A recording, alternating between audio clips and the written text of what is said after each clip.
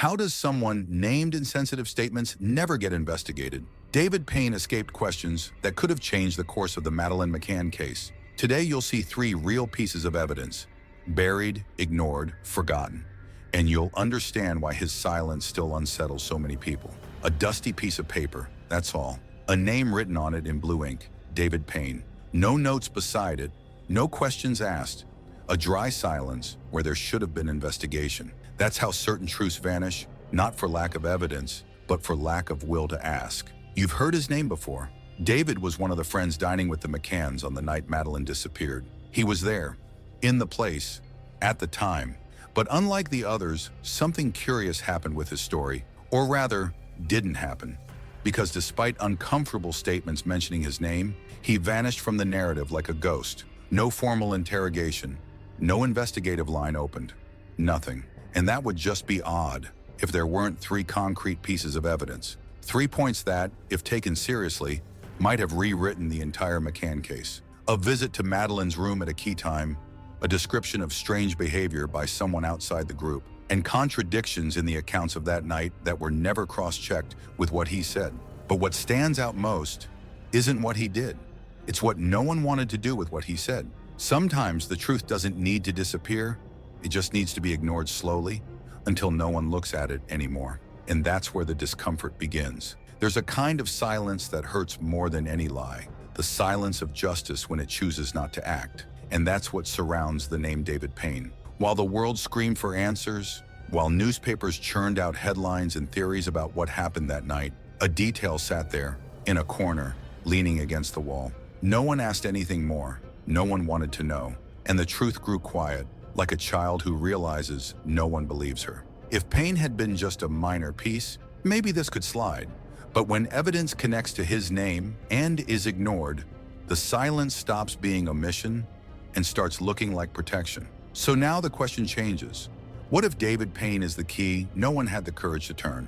Not to blame, but to understand what the silence tried to hide. If you feel something was left unresolved in this case, stay with me. We'll open this door together. Word by word, David Payne was more than a close friend of the McCanns. He was there that night, sitting at the tapas bar restaurant with the other 6 adults in the group. While the children slept in the apartments alone, he was the only one, according to the accounts, to visit the room where Madeleine was before her disappearance. It was around 6:30 p.m. Jerry McCann asked David to go to the apartment to help Kate get ready. Payne returned and said everything seemed calm. That phrase was repeated by everyone, like a programmed echo. But there's something that's always bothered people about this part of the story, because it was right after that visit that the timeline started to get strange.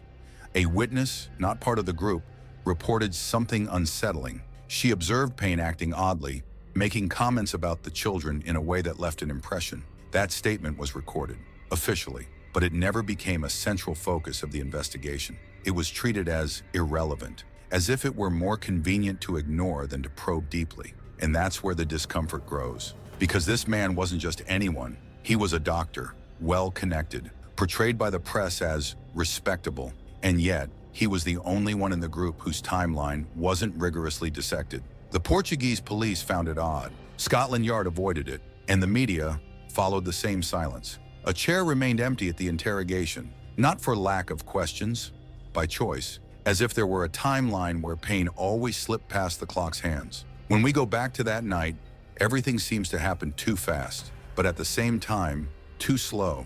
The accounts don't align, the times dance, and Payne floats through the statements like a presence no one wants to pin down. Kate McCann says he was with her in the children's room for a few minutes. Jerry confirms, but both avoid describing what he did there, what he saw, or if he saw anything. When questioned, their answers sound mechanical. It was quick. He just went to help. Everything was fine, but no concrete details, no emotional reaction. When the Portuguese police asked for more details, they got silence. And more than that, disinterest, as if digging deeper into this part of the story was too inconvenient. This is where the concept of selective justice starts to take shape, because while the parents were exposed, scrutinized, no headline questioned his version, no reporter followed his steps, no official detective interrogated him with the force the case demanded, and all this despite the fact that he was present, close, and had behavior reported as suspicious by people outside the inner circle. This difference in treatment raises an uncomfortable question. Who decides who deserves to be investigated?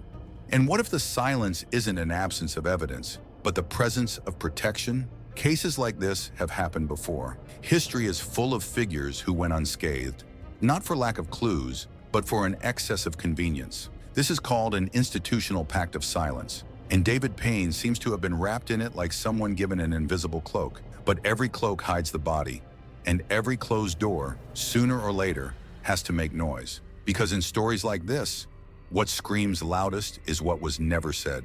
The first time something about David Payne caused unease didn't come from the police. It came from a mother. She was also in Portugal with her family and reported a specific moment to the Portuguese police. She said she heard Payne make a comment. Strange, inappropriate, a kind of joke with sexual undertones involving children. It wasn't a casual quip. It was disconcerting. She told the police this, in detail, and she wasn't connected to the McCanns. She was a woman outside the circle. No reason to make it up, but her statement was filed away. Payne was never called to respond. Nothing. No line in the investigation treated it as relevant. The mother was left alone with it, as if she'd said something too forbidden. Then came the second piece of evidence, the visit to the children's room. Officially, Payne went to the apartment to check on Kate around 6:30 p.m. that night. According to the accounts, he entered the apartment, saw Madeleine, said everything seemed fine, but this moment was never externally corroborated. No one else saw, no camera, no neighbor, just him and Kate, just their word. And there's an unsettling detail, the timing. It was a window when the children were alone, the parents starting to get ready, and everyone too busy to notice subtler movements. Payne had direct access to the children, and this moment became part of the night's official timeline. But no one asked how long he stayed there, or if he saw anything unusual. The third piece of evidence, contradictions in the statements. When the police tried to reconstruct everyone's movements that night, the versions didn't match, and especially Payne's. In one interview, he says he saw Kate at a certain time. In another, the time changes.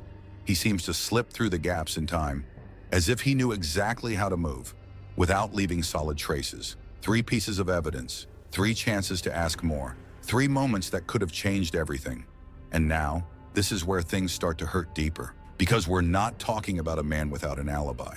We're talking about a man with a confirmed presence, with unsettling reports, with versions that don't fit. And yet, there was never a formal line of investigation opened on him. And that says a lot, because what's scariest maybe isn't what he might have done, but the collective effort not to ask. When you see someone being spared despite elements that would demand, at the very least, scrutiny, you understand there's something bigger than doubt. There's a shield. This has a name: institutional silence. When the truth starts to threaten larger interests, it's folded, muffled, shelved, not for lack of evidence, but for an excess of convenience. And if we stop to think, who protects David Payne? He was a close friend of the McCanns, a doctor, respected, with connections, with image, with status, the kind of person society prefers to keep far from scandals, the kind of suspect who's more bothersome for the idea than the act. Because if a man like him, present at the scene, named in an unsettling statement, with vague movements, starts being thoroughly investigated, the narrative shifts, the focus changes, the question becomes an accusation. So it's easier to let it be, easier to pretend the evidence doesn't exist, that the statements were misunderstood, that time has passed, that we can't go back now, but we can, and we must. Because when a name survives all this without even being formally confronted, justice isn't silent, it's choosing a side. Sometimes I wonder, what hurts more? Imagining what Payne might have done, or realizing no one had the courage to ask. Some things you only understand when you feel them on your skin, and it's strange how certain truths only hurt when they fall into silence. What if the only thing more dangerous than a suspect is the silence that protects them? Sometimes the silence is so well built, it starts to feel like walls. You pass by it every day and stop noticing there's a door there, a door that was because no one wanted to know what was behind it. David Payne was that door. With the evidence you've heard so far, the ignored statements, the suspicious visit to Madeleine's room, the versions that don't fit, the inevitable question arises. Why wasn't he investigated? Why was he spared what anyone else, in any case, would have faced? The answer doesn't come with technical evidence. It comes with the smell of power. Because when justice chooses who to question and who to protect, it stops being justice. It becomes narrative. It becomes image. It becomes theater. And in the McCann case, this theater was carefully directed from the start. The spotlights were positioned to illuminate some and dim others. Payne stayed in the shadows, not by chance, but because someone decided it was better that way. The Portuguese police tried to shine a light there. They even included Payne in early hypotheses. But as soon as the international media reacted, as soon as the UK applied pressure, as soon as the political game began, everything turned gray again. He was never formally interrogated as a suspect, never had to explain the gaps, never answered for the uncomfortable comment. And that says more than he could have said. It's not just about him, it's about what we allow to be forgotten. Because when evidence exists but isn't used, the silence isn't a flaw, it's a decision. And the hardest part is realizing that often the one who exposes themselves least is the one who knows best how to hide. The symbol that's guided us so far was forgotten silence. But now, it changes. Because this silence is no longer invisible. It unsettles. It weighs on the chest. It forces us to look again at that file, at that night, at that name that slipped through everything without leaving footprints, or leaving footprints no one wanted to follow. This silence has become light, not a comforting light, but the kind that burns your eyes when you've spent too long in the dark. And when the light unsettles, it's because there's something there. That's why maybe the right question was never, what did Payne do? But rather, why didn't anyone want to know? Justice, when it doesn't ask, betrays its own name. And every time someone chooses to forget, someone else feels abandoned halfway down the road. Madeleine had no choice, but those who stayed silent did. And those who saw and chose to ignore did too. What's left for us then? To remember, to reopen, to retell. Because when a truth is forgotten, it doesn't vanish. It becomes an ember, and every forgotten ember carries the power to reignite an entire fire. Maybe that's the role of those here now, of those who heard everything, who felt the discomfort grow inside with every new piece that fit. It's not about accusing. It's about refusing to accept the comfort of those who benefit from selective doubt. Every time this case is retold with truth, with courage, with discomfort, it gets harder to pretend nothing happened. You don't need to shout, but you need to keep the memory alive. Because justice, even when flawed, can be pressured. And silence, no matter how thick, can still be torn with a simple question. Why did he never answer? Maybe the right question was never, what did Payne do? But why didn't anyone want to know? You know what unsettles me most? It's not just what went unanswered. It's the effort they made to keep everything quiet. It wasn't a lack of evidence. It was a lack of courage, of confrontation, of real will to understand what David Payne knew or did that night. What we saw here today isn't theory. It's real statements, recorded movements, clear inconsistencies. What we saw was the weight of silence being built piece by piece, as if every authority, every journalist, every omission added another brick around that door no one wanted to open. And that silence became structure. It became protection. It became an excuse. It's easy to look at this case today and think everything's been said. But the truth is, almost nothing was said about who really mattered. Payne's name barely appears in headlines. His steps weren't questioned with the seriousness anyone else in a similar situation would have faced. He passed clean, and that says a lot. I'm not here to point fingers without basis. I'm here to do what they didn't ask. Because when three pieces of evidence this strong emerge, and none turn into an inquiry, the right question isn't, is he guilty? But why didn't anyone want to know? That's what keeps me up at night. Not knowing if justice erred, but realizing it might not have even tried. And then my fear takes on a new name. It stops being fear of injustice and becomes fear of indifference. Because indifference is colder, more subtle, more dangerous. It doesn't shout, it just passes by. And when an entire society starts passing by evidence, we stop living in community and start living in convenience. That's why this video doesn't end here. Because if you made it to the end, it's because you felt it. You felt something was wrong. You felt a story being muffled. You felt this silence wasn't normal. And maybe, deep down, you've always carried this doubt with you. You just needed someone to tell you it makes sense. So I'm telling you now, it does. And if this burned inside you, let it shine outside.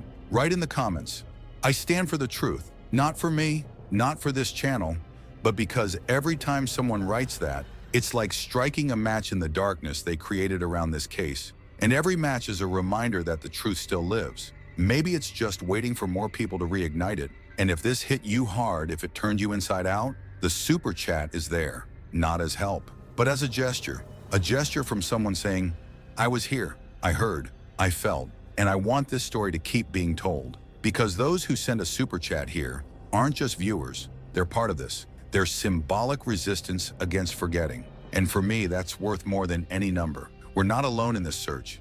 Even separated by screens, by cities, by such different lives, there's something that unites us here. The refusal to accept silence as an answer. That's why the next video is already ready. And it goes deeper. Because if today we talked about someone who went uninvestigated, in the next one, we'll touch an even more sensitive piece. The place where the truth was silenced from the start, and how, even today, no one's had the courage to open it. If you want to understand why the question that was never asked might be the one that changes everything, I'll see you there. Now, I want to know what this stirred in you. For real, what was the point that hit you hardest? Write it in the comments. It can be just a line, but let it carry the weight of someone who heard all this to the end. Because some truths we don't shout, we just share. And if it hurt, it's because it still matters. Not all silence is forgetting. And some stories only stay alive because someone chose not to stay quiet. Today, you were part of that.